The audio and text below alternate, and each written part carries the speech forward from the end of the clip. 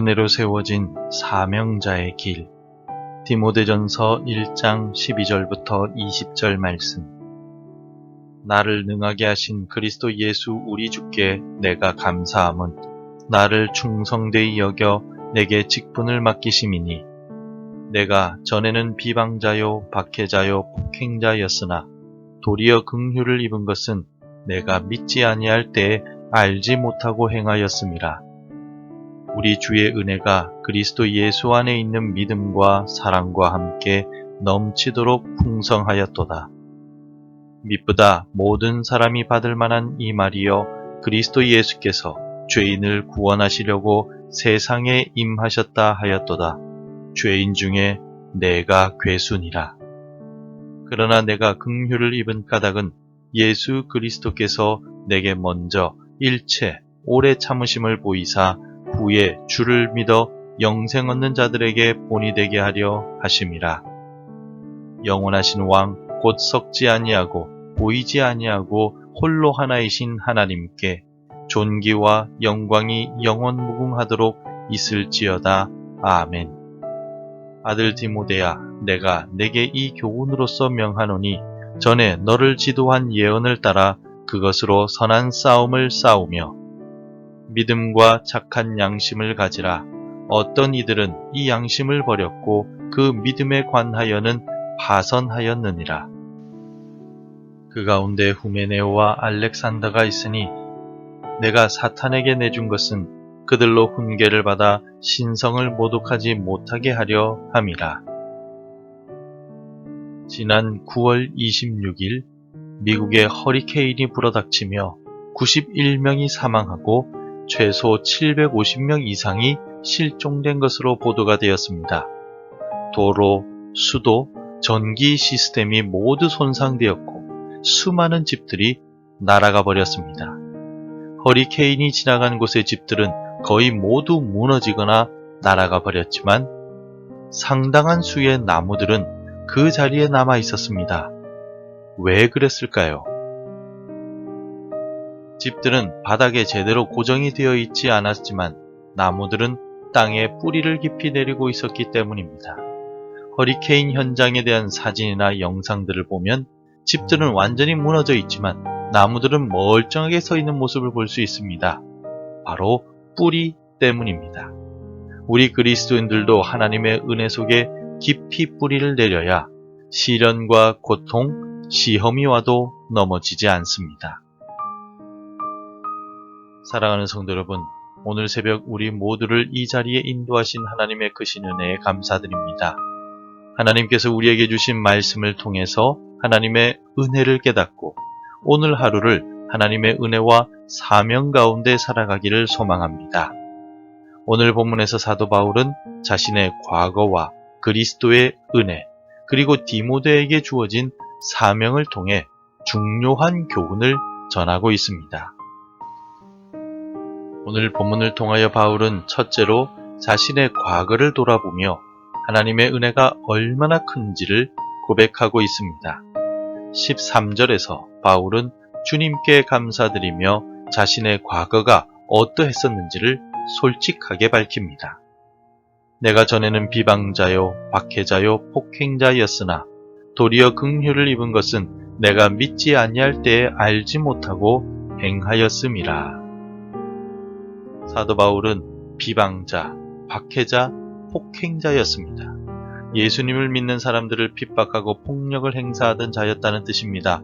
그러나 그러한 바울이 하나님의 은혜를 입어 변화되게 된 이유는 이제 예수 그리스도를 만나고 알게 되었기 때문이라고 고백합니다. 더 나아가 바울은 자신이 죄인 중에 괴수임을 인정하며 하나님의 은혜가 없었다면 지금 이 자리에 서 있을 수 없었음을 강조하고 있습니다. 하나님께서 주신 은혜는 그리스도 예수 안에 있는 믿음과 사랑과 함께 넘치도록 바울에게 풍성하게 임했습니다. 이처럼 하나님의 은혜는 죄인의 과거를 씻고 새롭게 하시는 능력이 있습니다. 우리가 아무리 과거에 잘못된 길을 걸었다 할지라도 하나님의 은혜는 그 모든 것을 덮고 새로운 삶으로 인도해 주십니다. 사랑하는 성도 여러분, 혹시 여러분에게도 죄책감에 사로잡혀 있는 과거가 있습니까? 하나님께서는 우리가 과거의 죄로 인해 멈추거나 절망에 빠지기를 원치 않으십니다. 오히려 하나님은 은혜로 우리의 삶을 새롭게 하시기를 기뻐하십니다. 바울이 그랬듯이 하나님 앞에서 우리의 죄를 고백하고 하나님의 용서를 구하며 하나님의 은혜를 받아들이기만 하면 됩니다. 하나님의 은혜가 우리를 새롭게 하시기 때문입니다. 둘째로, 바울은 죄인이었던 자신이 하나님의 사명자가 된 것을 강조하며 이를 통해서 하나님께서 어떻게 일하시고 계시는지를 보여줍니다. 15절에서 바울은 무엇이라고 고백하고 있습니까? 미쁘다 모든 사람이 받을 만한 이 말이여, 그리스도 예수께서 죄인을 구원하시려고 세상에 임하셨다 하였도다. 죄인 중에 내가 괴순이라. 바울은 예수님께서 죄인을 구원하시기 위해 이 땅에 오셨다라고 선언하며 이어서 죄인 중에 내가 괴순이라 라고 고백합니다. 사도 바울은 자신이 죄인 중에 괴수라는 것을 인정하며 그럼에도 불구하고 하나님의 은혜로 자신이 구원받았다는 것을 강조하고 있습니다. 하나님의 은혜의 목적은 단순히 바울 한 사람을 구원하는 것에 그치지 않습니다. 바울은 자신이 받은 구원과 변화가 다른 사람들에게 하나의 좋은 본이 되기를 원했습니다. 예수님께서 바울에게 오래 참으시며 긍휼을 베푸셨던 것처럼 하나님께서는 우리를 죄의 자리에서 일으키셔서 하나님의 사명자로 세우십니다. 여러분 중에는 하나님께서 나 같은 사람을 통해 일하실 수 있을까 하는 의문을 품는 사람들이 있을지도 모릅니다. 그러나 사도 바울을 기억하십시오. 그가 교회를 핍박하고 죄인이었을 때조차 하나님은 그를 사명자로 택하셨습니다. 하나님께서는 당신을 사용하시기를 원하십니다. 우리의 부족함, 우리의 죄로 인해 좌절하지 말고 하나님 앞에 겸손히 회개하며 하나님의 부르심에 응답합시다. 하나님은 여전히 오늘도 나 같은 죄인을 통해 일하시고 하나님의 은혜로 구원받은 우리를 통하여 영광을 받으시기를 원하십니다. 마지막으로 사도 바울은 디모데에게 믿음과 착한 양심을 지키라 라고 권면하고 있습니다. 특히 바울은 디모데에게 주어진 사명이 단순한 직무가 아니라 영적인 전쟁임을 알려주고 있습니다. 18절을 함께 읽겠습니다.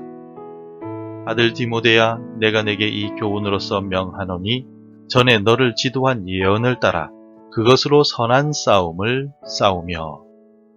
사도 바울은 디모데에게 선한 싸움을 싸우라 라고 명령하며 믿음과 착한 양심을 가지라고 강조합니다.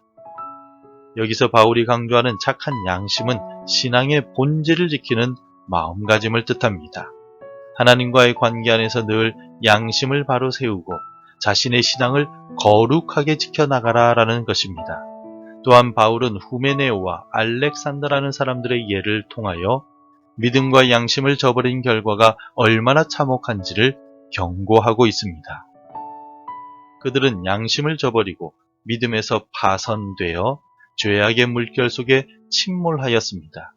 이처럼 신앙의 길을 걸어갈 때 믿음과 양심을 지키지 않으면 우리도 신앙의 배가 파선할 수 있음을 기억해야 합니다. 사랑하는 성도 여러분, 우리의 영적 싸움에서 믿음과 양심을 지키는 것이야말로 승리의 비결입니다. 하나님의 은혜로 구원받고 사명을 받았지만 그 길을 걸어가는 동안 우리는 수많은 유혹과 어려움을 만나게 됩니다. 그럴 때마다 바울이 디모데에게 권면했던 것처럼 우리도 믿음과 착한 양심을 지키며 주께서 주신 길을 따라가야 합니다. 매일 말씀과 기도로 우리의 마음을 새롭게 하며 신앙의 본질을 붙들어야 합니다. 성도 여러분, 오늘 본문을 통해 우리는 세 가지 중요한 진리를 배웠습니다. 첫 번째는 하나님의 은혜는 우리의 과거를 새롭게 하신다는 것이고, 둘째는 하나님의 은혜가 죄인을 사명자로 세우신다는 것입니다. 세 번째는 사명자는 믿음과 양심으로 선한 싸움을 싸워나가야 한다는 것입니다. 하나님께서 사도 바울을 통해 우리에게 전해주시는 이 말씀을 우리의 삶에 잘 적용하며 오늘을 시작합시다. 하나님께서 우리를 새롭게 하시고 하나님의 사명을 맡기셨다면 우리는 그 길을 기쁘게 걸어가야 합니다. 그 길에서 우리는 매일 하나님의 은혜에 의지하며 믿음과 착한 양심을 붙들고 나아가야만 합니다. 이 새벽 우리 모두 하나님 앞에 우리 자신을 맡기고 죄인을 새롭게 하시는 하나님의 은혜를 깊이 경험하기를 소망합니다. 그 은혜로 사명자의 길을 굳게 걸어가며 하나님께 영광 돌리는 삶을 살아가시기를 간절히 소망합니다. 기도하겠습니다. 사랑의 하나님, 우리의 과거를 용서해 주시고 죄인을 새롭게 하시는 은혜에 감사를 드립니다. 우리를 사명자로 세우시니 주님의 뜻에 따라 충성되게 살아가게 하옵소서. 믿음과 양심을 굳게 붙들어 유혹 속에서도 선한 싸움을 싸우며 주님께 영광 돌리게 하옵소서. 날마다 하나님의 은혜를 기억하며 순종으로 나아가 하나님의 영광을 세상에 드러내는 삶이 되기를 간절히 소망합니다. 예수님의 이름으로 기도드립니다. 아멘. 계속해서 함께 기도해 주시기 바랍니다. 하나님의 은혜를 기억하며 사명자로 살아가게 하소서. 믿음과 양심으로 선한 싸움을 싸우는 믿음의 용사가 되게 하소서. 우리 가정을 보호하시고 자녀들의 믿음과 삶을 형통하게 하소서. 날마다 주께로 더 가까이 나아가는 우리 교회가 되게 하옵소서. 오늘도 말씀대로 살아가며 열매 맺는 하루가 되시기를 축복합니다.